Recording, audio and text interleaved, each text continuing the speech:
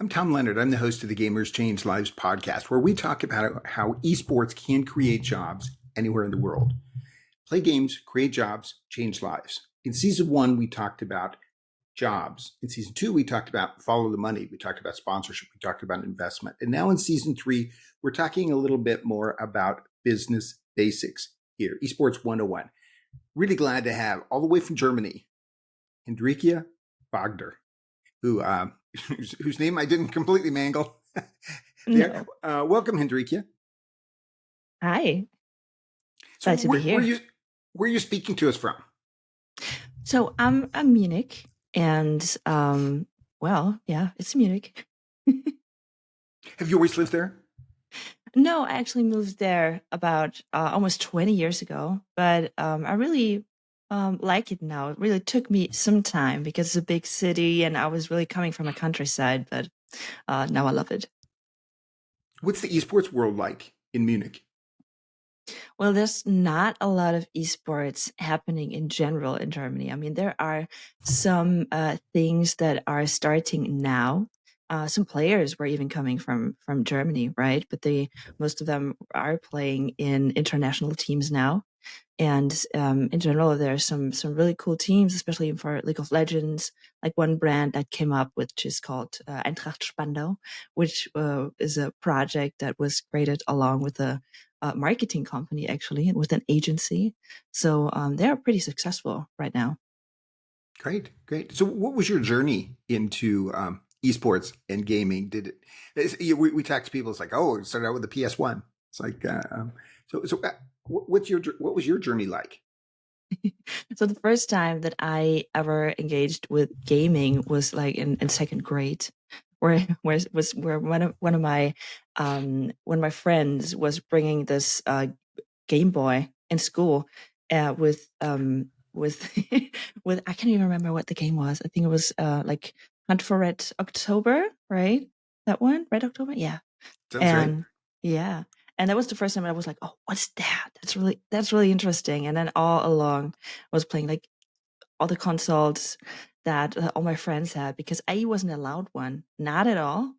And I definitely stayed gaming all along. I was playing shooters like Counter-Strike.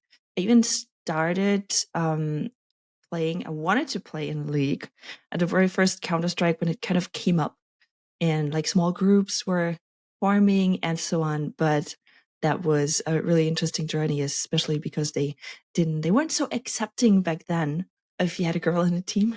So I didn't follow. I didn't pursue this one.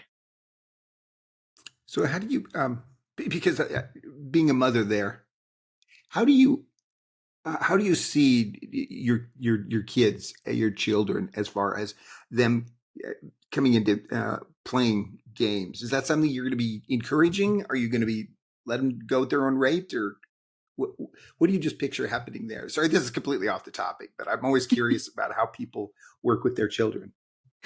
Yeah, absolutely. So my son, he's 18 now, and he was always, of course, very curious into anything that had to do with gaming and then esports as well. So he started streaming as well, and he he's currently still looking to get into F1, into the E-League there. He's still looking to get into that. Just made a race, I think, yesterday, where he didn't quite make it. But I was always encouraging that, and was actively looking how to engage with gaming. How much do you play? What do you play?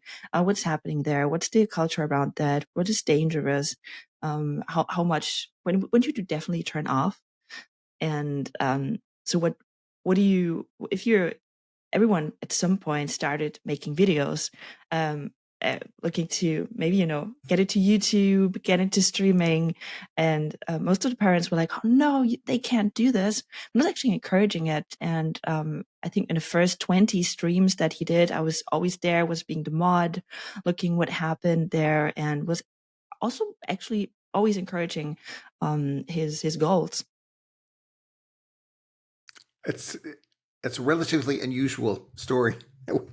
We usually hear it's like, no, they had to give this, but Jadi Solo in Nigeria. She had the best solution to this. She and her son did an Instagram video of her son explaining to her why esports was more than just playing games. I thought, wow, that's a really clever.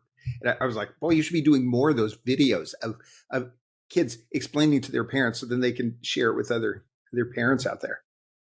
In 2015, I was working for a media company, or basically it's a software hardware company called Avid, and I was actively trying to get into esports at that time, like in Germany, trying to develop the market along with them, which also kind of didn't work out because the market still hasn't formed that well. But even back then, I was like, esports, this is not just, some people playing video games, and it's basically the next form of, it's basically the next, maybe an evolution of what we see in sports today. And it's basically the next thing. And I definitely was always trying to support that, but not push or anything, mm, little kids or children in general, they kind of can get very very sad when things don't work out. They're not the next YouTube star. So kind of it Yes, has to be very, it's really a balancing thing all the time. it's another life lesson right there. So, hey, I Yeah. wanted to talk a little bit because one of the things I saw um, on your LinkedIn profile was something that really caught my eye. You're talking about building startups is the thing that I love. Connecting those with storytelling is where I get excited. Combining both and adding AI on top, and I'm on fire. That really caught my eye, and I want to go through some of that with you because we're talking here to esports entrepreneurs around the world that are either already have a startup or are looking to start a startup. And I thought it'd be interesting to get your, first of all, get your definition of what is a startup and why is a startup different than maybe opening a food store or opening a retail shop, or maybe that's a startup as well. What do you think of when you think of a startup? What makes it different?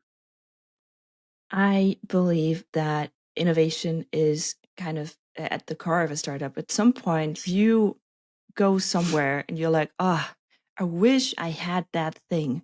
And then if you develop around this idea and discover there are maybe 20 more people, 20,000 more people, maybe 2 million, then this is maybe an idea worth developing and farming and thinking about how can we help people that encourage the same problem, that encounter the same problem.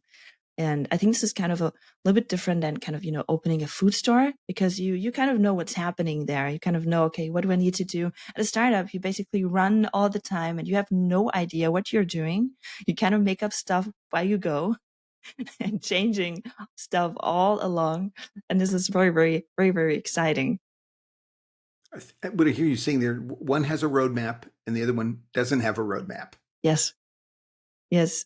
So when you work in areas, for example, let's take media, you kind of know what the area is, what maybe a media company would need to do their daily things and so on. So if you go into this, but if you develop like a new market that is, in gaming, where new things are coming up all along, where you had a different culture around certain topics like 3 years ago, it's so fast, and you have to adjust all the way. That's I think what's kind of makes the difference. Yeah, it makes it more interesting, makes it more exciting. Yes. So when you, the startups that you've been involved with, can you describe maybe a little bit about the mindset of people who are successful in startups? I believe that people who have an attitude of I can take care of that, I can do this, let me handle that, this kind of thing, where you think about solving problems all the time. I think this is where you have a really, really good people that will help you build the thing that you want to do. You will always encounter people that are really, really good at describing problems and knowing why things don't work in a certain way, like why, I don't know, why you cannot do this and certain reasons why it's absolutely not possible. But this is not helpful. I probably know I will find out what doesn't work, but it's really interesting to find out what could work. And I think when you have people surrounding you that are not thinking all the time about, what's stopping you, but instead how you can make this possible, I think this when you have people with a really good mindset, that will help it. The positive attitude helps for Yeah. all kinds of things. But yeah, no one's been a successful entrepreneur that was always running away from problems, or they're not one for very long. What do you think some of the hardest things are for a startup? If you're talking to someone about wanting to go and create a startup or something like that, what are some of the hardest things that they should be aware of going into it, do you think? The At some point you will have an idea and you will think, oh, maybe I should do this. And then it gets interesting. You will either have the possibility to kind of get started right away, even if you cannot code, maybe you find someone who can do this, or you will have in your mind lots of roadblockers, like this is reason one why I cannot get started. Maybe I do this at a later time, and so on. So first of all, thinking about all the kind of roadblockers that come ahead instead of making it kind of possible. Then the other one is that I see a lot of times that when you start it on your idea and then you invest a year, let's say, and then you find out it kind of is not working this way. So what do you do? Are you going to pivot into another area? Like throw away everything that you have, maybe not completely throw it away, but throw it away, pivot, or are you staying in this road and trying to make it work because you have already invested so much of your time, maybe of your money and so on? And this is now completely like, don't think of resources. Of course, not everyone has the same resources, but I think it's again like a mindset thing. Like when do you stop pursuing what you have and look into another area? What do you think was the hardest thing for you in being involved in startups? And I'm not looking for some super secret thing, just things that come to mind that were like, wow, I didn't realize this was going to be that hard. It's always the team for me, and I've been talking to so many people, and it's you think it will be so hard to build the product, or to get the code being stable or to sell, and it turns out making code, if you get the right people on board, and it kind of works. Like you can make that work. You can make so many things work. You can make technology work. You can make design work. All the things that you can do. But if you don't have the right team on board, you cannot make this work in no case. It's not working. There's no way that you can kind of work around a team that just doesn't harmonize, that just doesn't work well together or inspire each other. And instead, when you have them on a call, you realize, oh, this is so draining. You cannot work around this, and this is definitely one of the things that I didn't realize was that hard. I thought this was the easiest part. Where do you find people to join? Not the particular people that you were describing there, but in general, where can entrepreneurs find other people that will work well with them? I believe that if you are in a community with like-minded people, and for me, for example, it was Discord. So there are people on my Discord that are just cool. They're awesome. They're building stuff. They're really cool. They work immensely. They put so much money and time, not money, but they put so much time in there. And this is just part of a community, right? And for us in general, what really worked was mostly kind of work relationships. So when you've already worked with someone really well, and oh, this person's so great in sales. He was my colleague 10 years ago. I remember how well he did. So this is maybe this may be a good point when you realize that someone was really, you had a good time working with that. It was fun. They were doing great things, and I think this is a great base for working together in a startup, especially if you share more than just your work relationship. Like if you really enjoy the company of the person because they're just cool. Maybe you like to play together. Maybe you like making music together.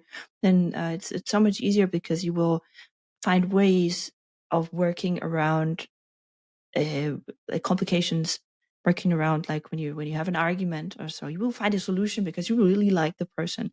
instead of it's just a work relationship where you're like, oh, this person, I hope we don't talk tomorrow or so, right? You want to find a solution, and I think that's That's good. really good to hear. It's really good to hear, because one of the things that I'm a big believer on is you surround yourself with people you like to be around. I mean, Mhm. and if you don't, it's not on them, it's on you. I mean, you're the one that gets to decide that in the long run. So, Yes. if you work for a big company, you don't always have a choice. If you're an entrepreneur, you always have a choice. So there's no reason to have people around you and that's what I hear you saying there. It's like, no, pick the people, because even the other thing I'm kind of reading in here is like, even they may not be the best fit technically for it. They may not have the perfect skill set that you're like, oh, in your startup plan that you need someone that can do this. Well, they can do a little bit of it, but they're just uh, they just add so much to it on a personal level. Do I have that right? Yes, absolutely. I believe that you can probably teach almost any skill, especially when you are like in an early phase where you tackle like on a really broad level, and you have to have someone who has a broad knowledge, like a generalist, right? But if they're really good people, then you will find ways that you like, energize each other, find ideas together. You can always teach skills, but if this person is just really good in one thing and they're just brilliant, but he's really hard to work with, then it's impossible to get something started. Yes, yes. And the biggest question of all in any kind of startup is, where do you get the money? It's like, what are the kinds of sort? I mean, I'm not asking for your particular situation there right now, but in general, an entrepreneur, where could they be looking for money? And I guess I'm also kind of asking, how much money does it take to create a startup? Surprisingly, it was way less for us than I believed. And one of the things that I only learned during the last year, because the project that we have, like HypeRate, it started as a community project, and so there wasn't lots of like investing. It was just time investing. But then if you look into, okay, I need to maybe get servers, I need to get a platform where I can host my application and so on. I realized that there are actually cool programs out there, like from Google, where you get credits for a year, and so many other applications where you can actually pretty comfortably build your tech stack for a year without paying anything. So they're really, really nice programs out there. So this is not really just fundraising in a way that you get money on your table, but for building an idea, if it's just pure digital, that this was made really easy in the meantime, I believe, because I had another project maybe 10 years ago that was hard. One of the reasons was like getting Salesforce, paying like a bunch of money. Would I know? I worked in an Excel sheet rather like 10 years ago. But this was made pretty easy. But in general, I think maybe the best source of getting money for the startup is if you already have like a semi-working thing. If you're able to sell it, this is the best money source, of course. You can sell it in any way. And I mean, then apart from that, if you really want to look into like fundraising, I mean, that's the hard part, right? Yes, yes. No one has the perfect solution, the perfect answer. It works differently for different ones. And we're talking to one of the things that we're talking to Mohammed Karar in at Launch Africa about VC investment in Africa. Mm-hmm. And I've always kind of had the impression that here's the VCs; they're always looking to say no to everything.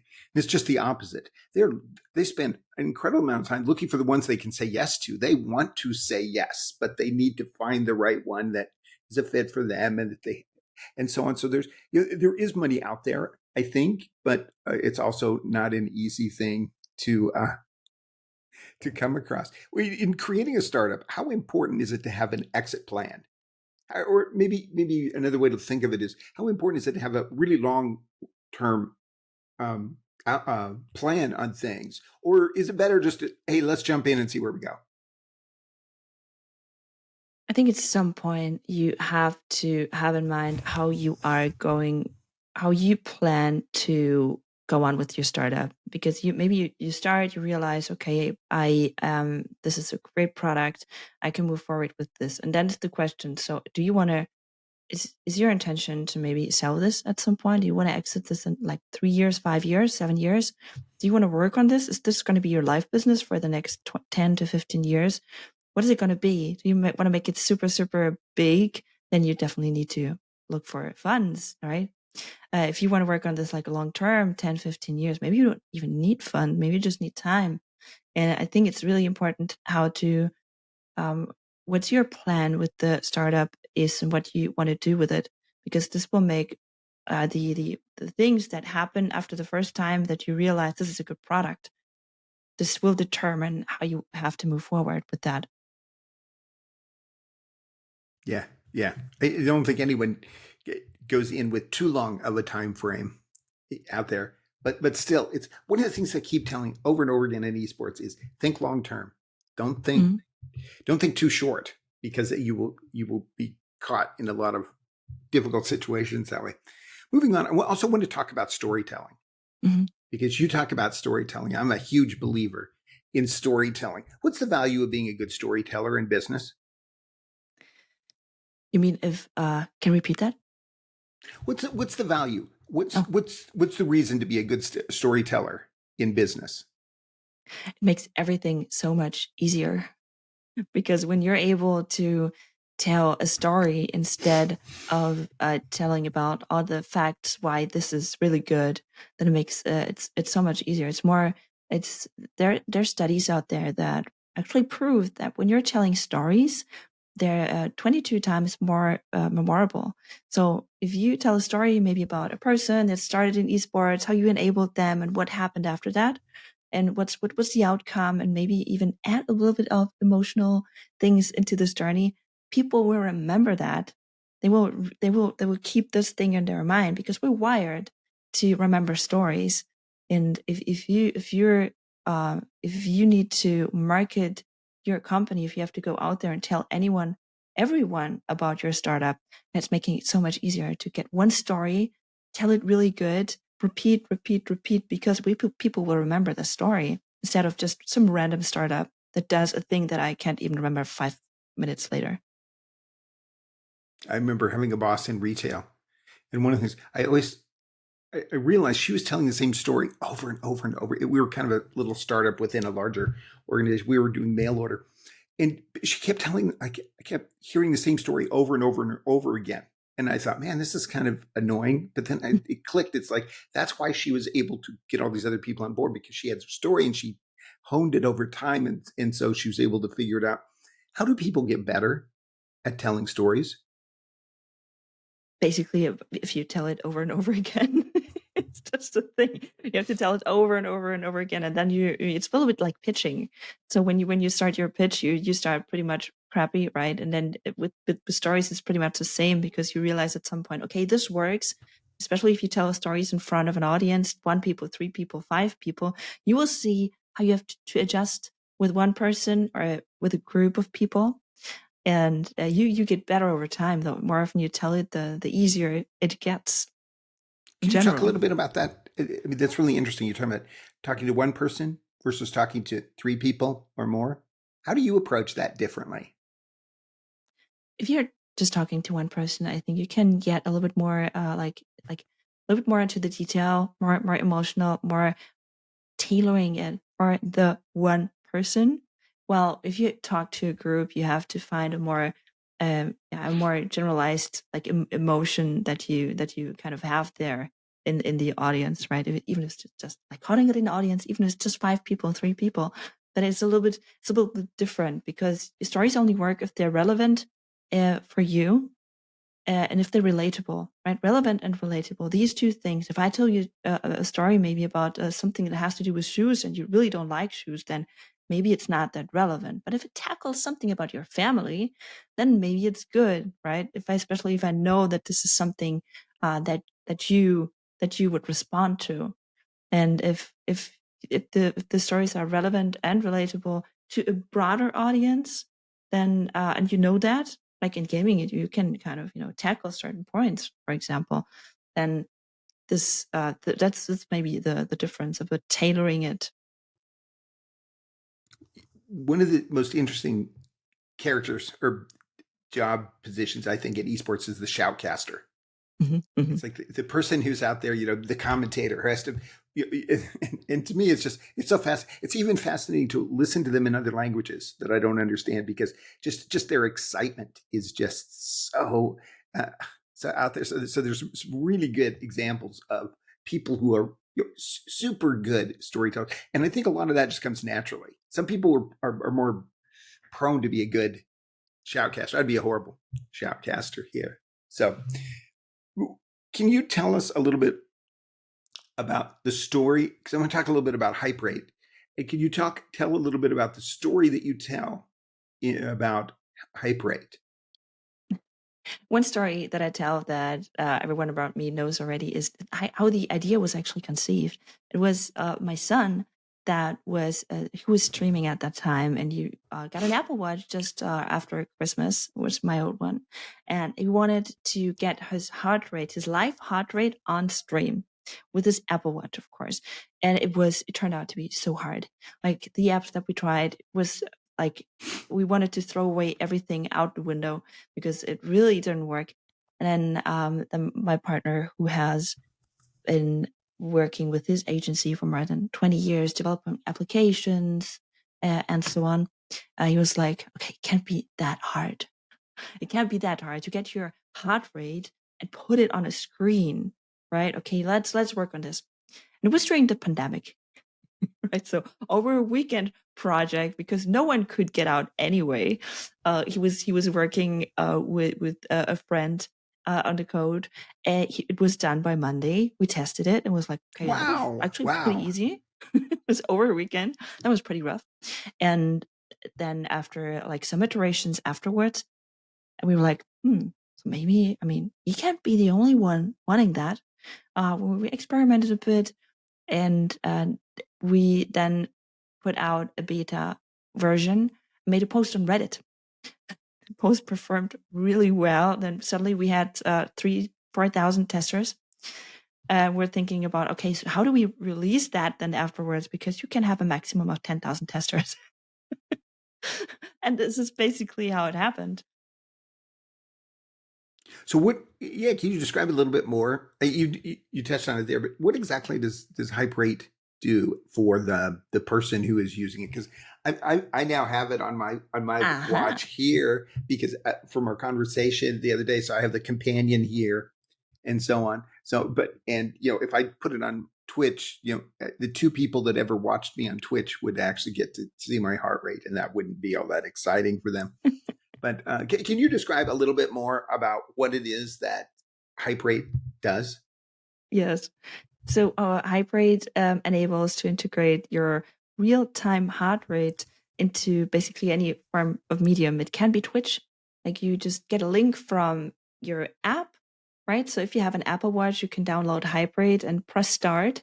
Then you get a link and can put this in OBS as a browser source, and then ta-da, you have your heart rate there.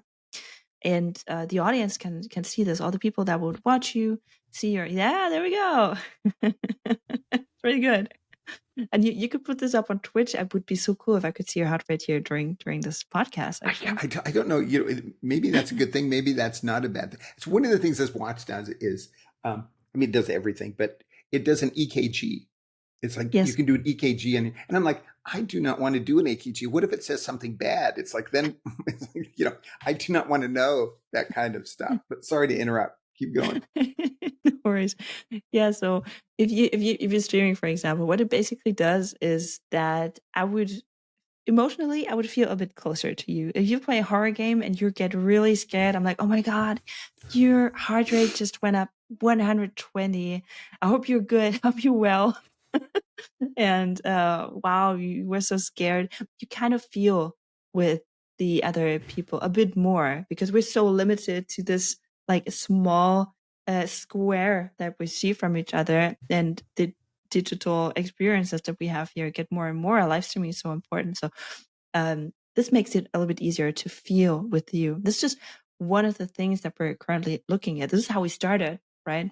But currently, we are looking to integrate your real-time heart rate data, and it can be biometric data from face as well, into games, for example, so that when you're playing the game, let's say a horror game, your heart rate, the game could respond to your real-time heart rate and get you more enemies, less enemies, understand when you need to rest and so on, and make it basically like interactive.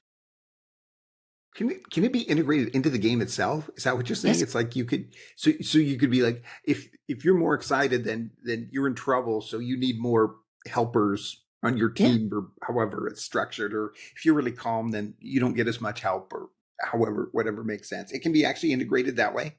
Yeah, absolutely. So we already have an integration with Unity. Unreal is also going to be released, I think, in the next few weeks, and Godot for everyone more indie. And there are already some people developing like games right now where I'm super excited to see this. How important is it that people become more aware of health information as they're playing games? I mean, heart rate is one of them, but just in general, to kind of key in on your well-being. Are people? I guess that's not a really good question, because it's like, yeah, everyone should be worried about their well-being. It's like that's kind of a given. Are you seeing that people are becoming more interested in taking care of themselves and having this kind of information out there? Yes. So and also from some people from our community, it's definitely helping, because you maybe start adding your heart rate on your stream for fun. Then after a time, you realize, oh, my resting heart rate is actually kind of high. And then people will tell you, oh, it's actually kind of high. Then you realize maybe I need to do something about this. Am I actually feeling good?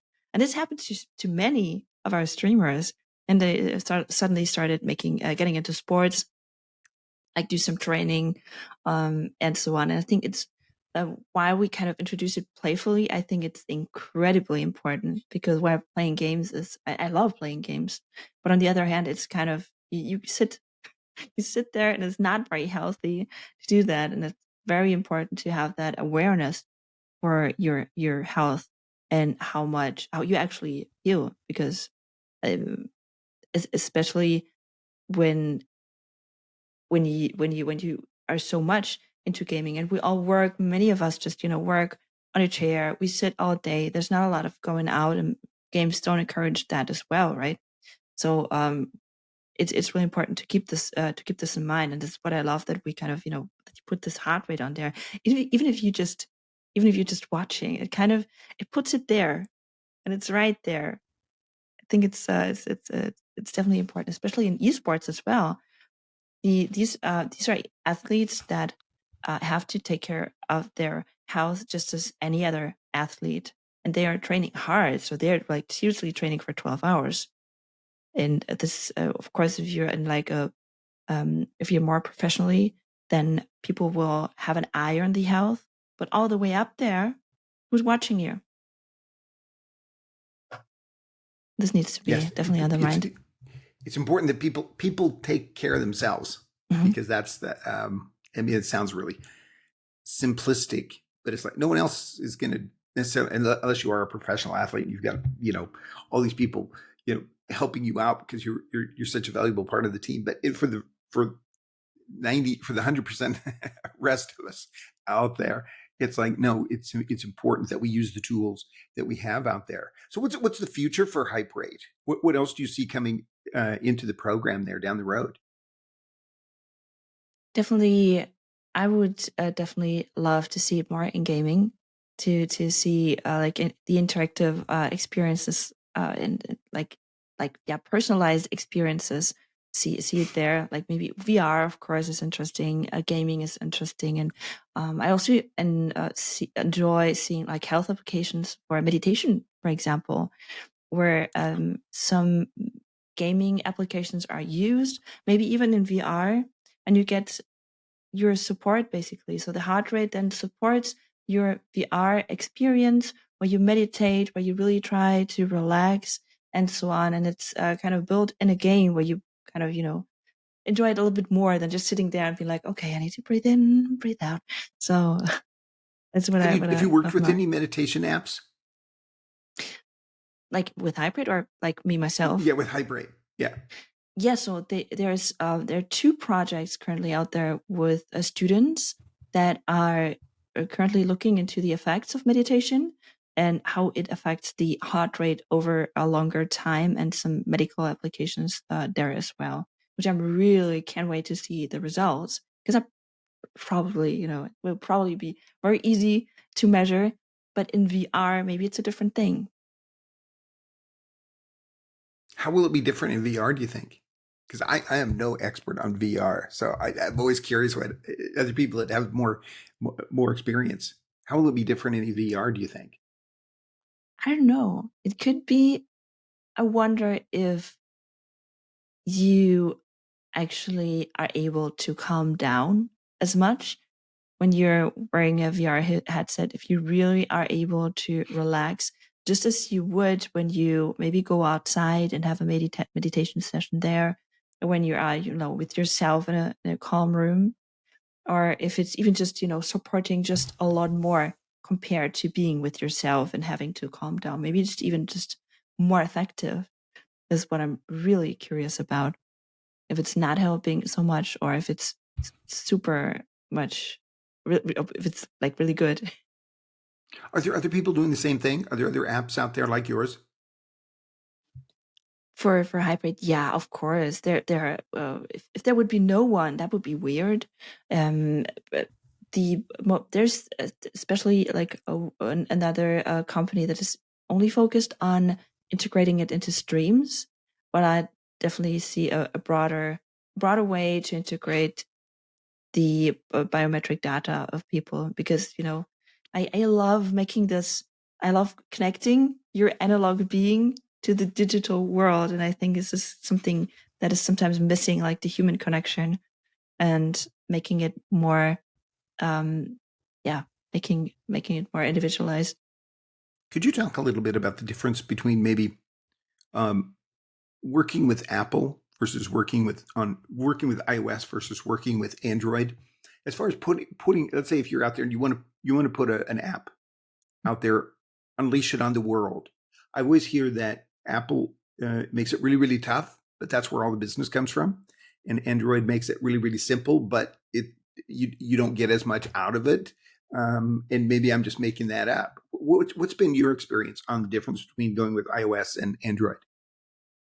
It's pretty much the same. So we also had a really hard time getting the app out there. The original version of the app was actually a bit different. So the Apple Watch app and the iOS application, they were tied together.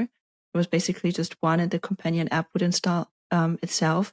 We basically had to split them to being able to push the app out there. It took us a lot of time, but now that we have it, everything's great.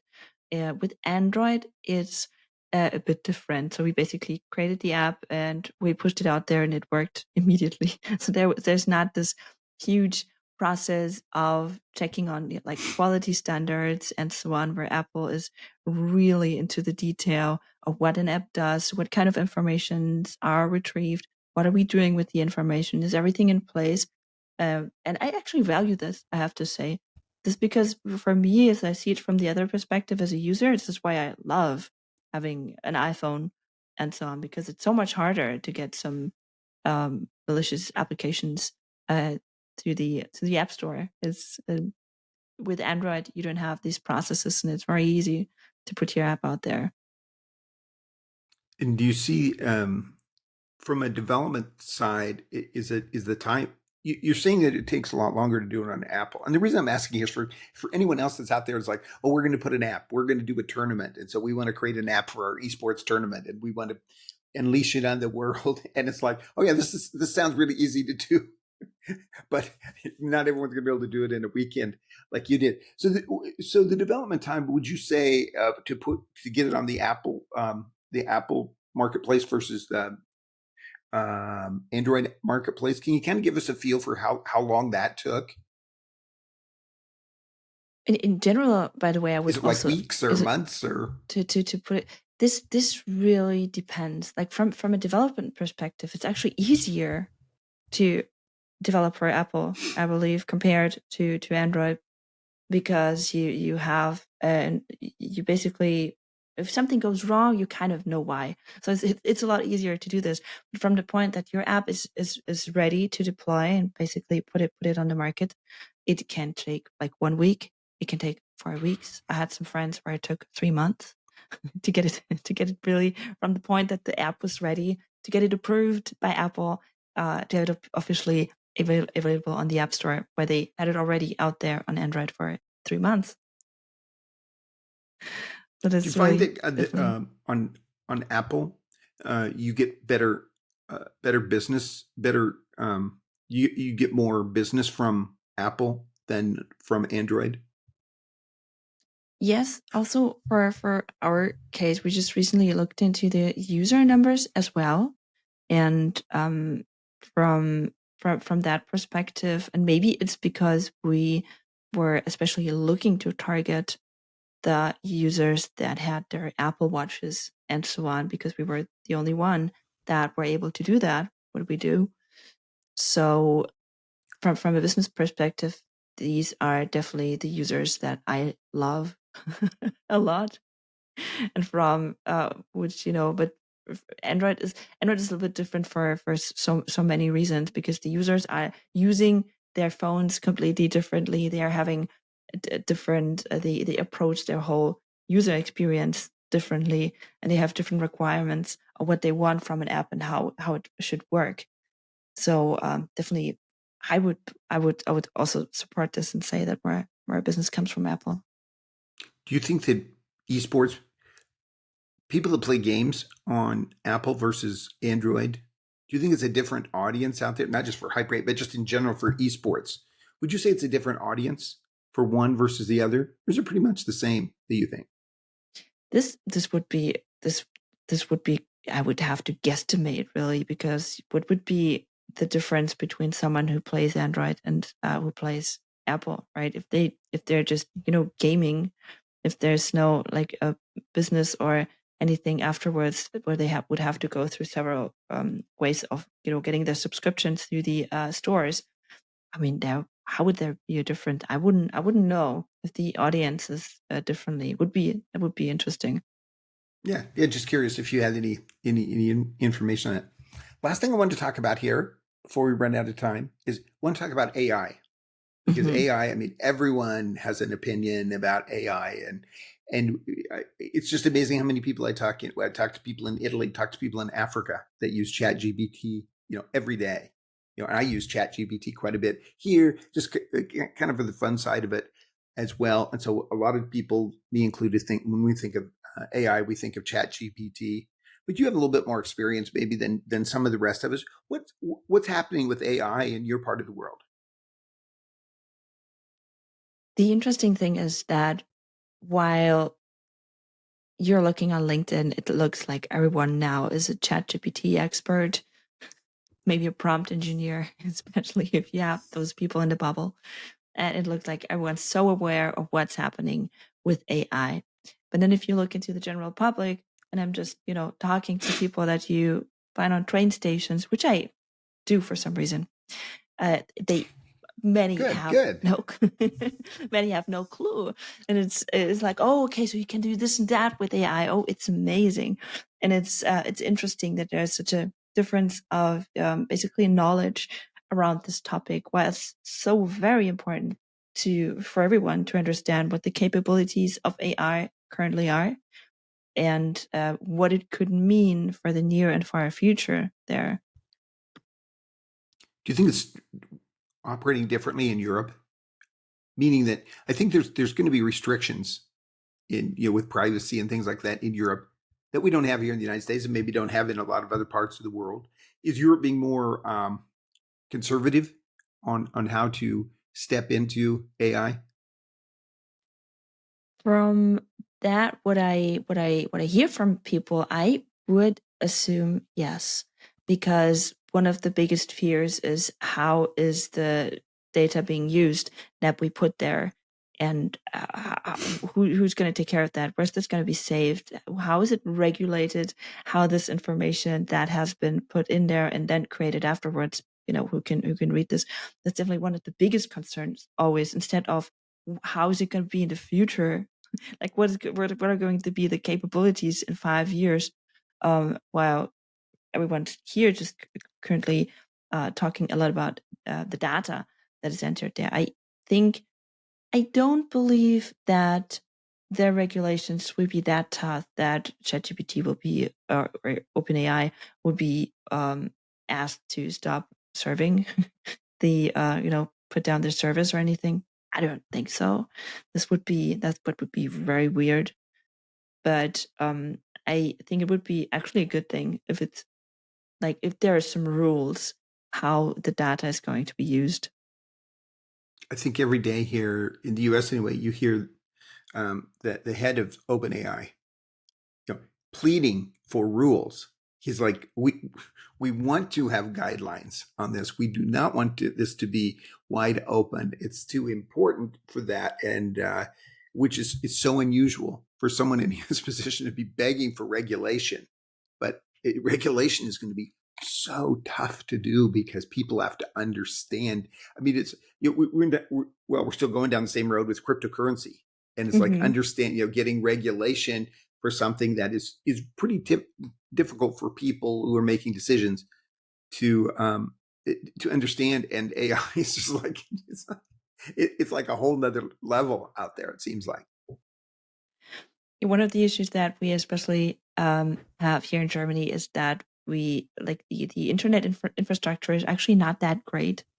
There's so many, like almost all of the countries around Germany, they have better internet infrastructure, which is also one of the reasons why I believe that so many kind of lack a little bit about understanding how certain things work. There's like a famous quote from like Angela Merkel a few years where she said 3 or 4 years ago, like the internet is just very new to all of us. 3 or 4 years ago, guys. It's around there for 20 years. So it's not that new. Now imagine if you have the same people that had such a hard time understanding that we need better internet infrastructure to work on regulations for AI. This is just getting so out of hand, like from the momentum that it has right now. I'm waiting here with my bucket of popcorn and wait to see how these regulations are going to be created. How is this going to work? Who's going to do this? How long will it take? Because it will take up to 2050 to have a working train infrastructure here. So, it's really an interesting quote about the internet.